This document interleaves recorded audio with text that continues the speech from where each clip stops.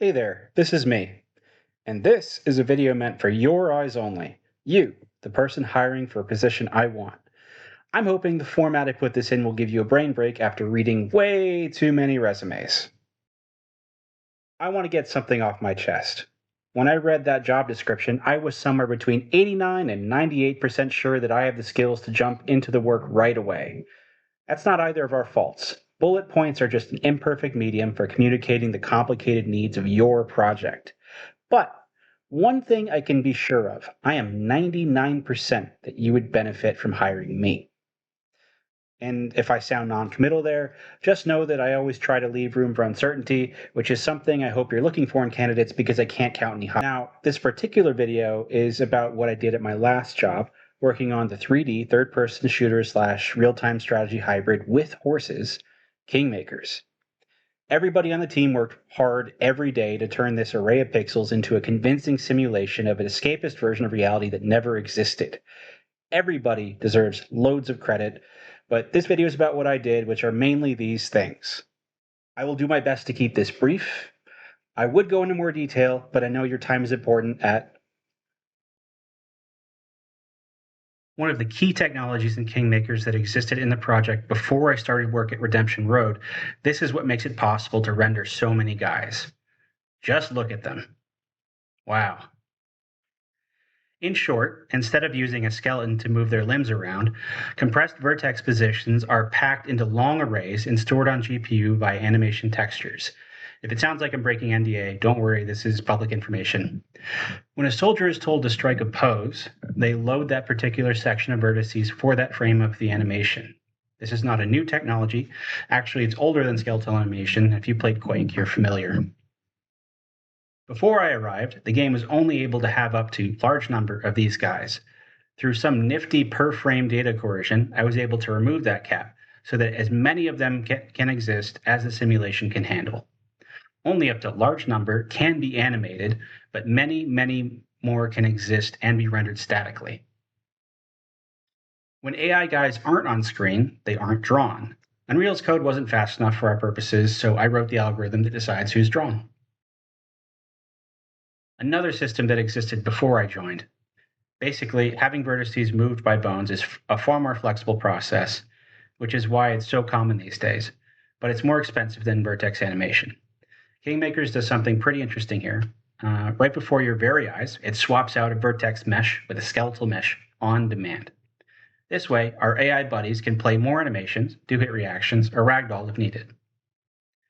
The number of skeletons is necessarily smaller than the number of soldiers, so the skeletons have to be portioned out in real time.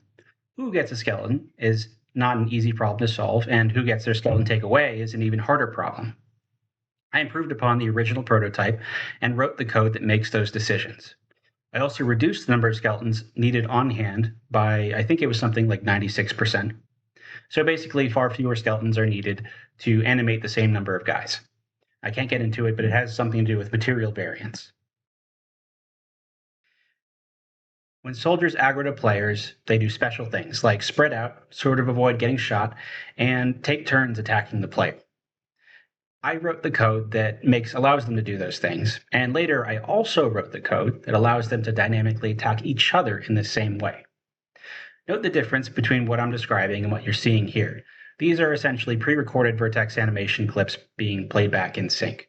Unfortunately, while this dynamic attacking feature infighting has been announced, I don't know of any publicly available footage showing the infighting, so you'll have to take my word for it. This is one of those things I would really like to describe in detail because it's really cool, but I can't.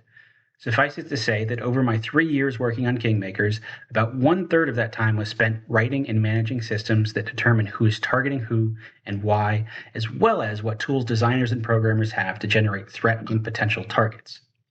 One thing I can share is that the targeting makes use of several clustering algorithms, but that's all I can say.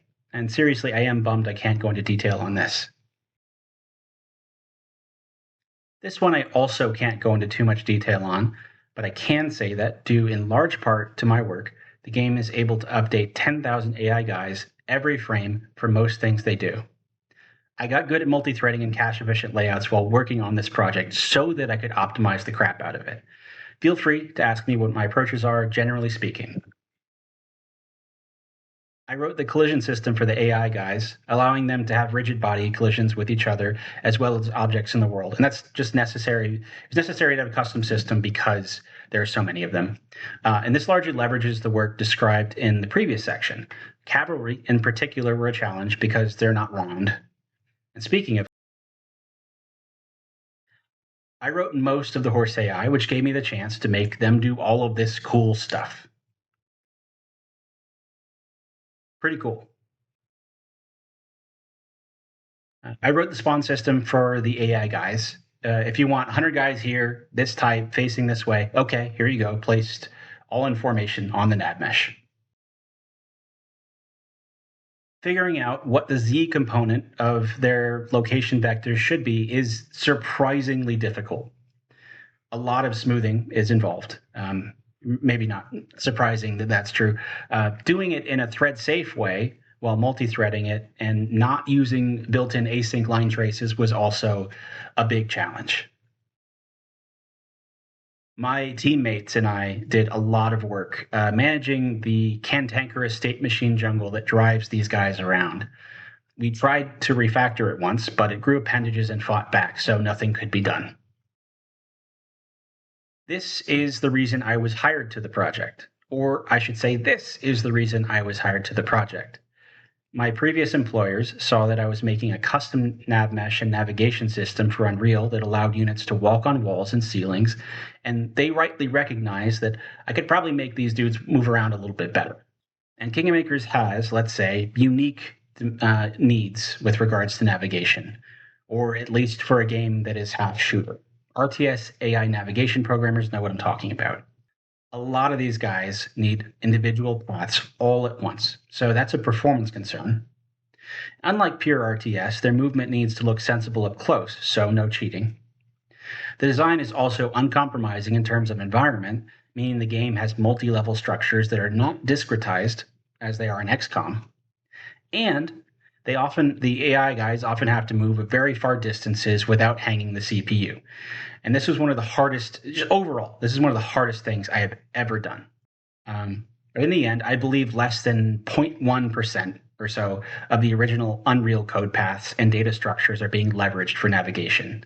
That includes replacing the recast backend, path type, path following behavior, nav links, nav link traversal, surface placement, surface movement, and I just have to stop listing things here. This was probably a lot. Thank you so much for listening to the end. Here's a flying horse. Bye.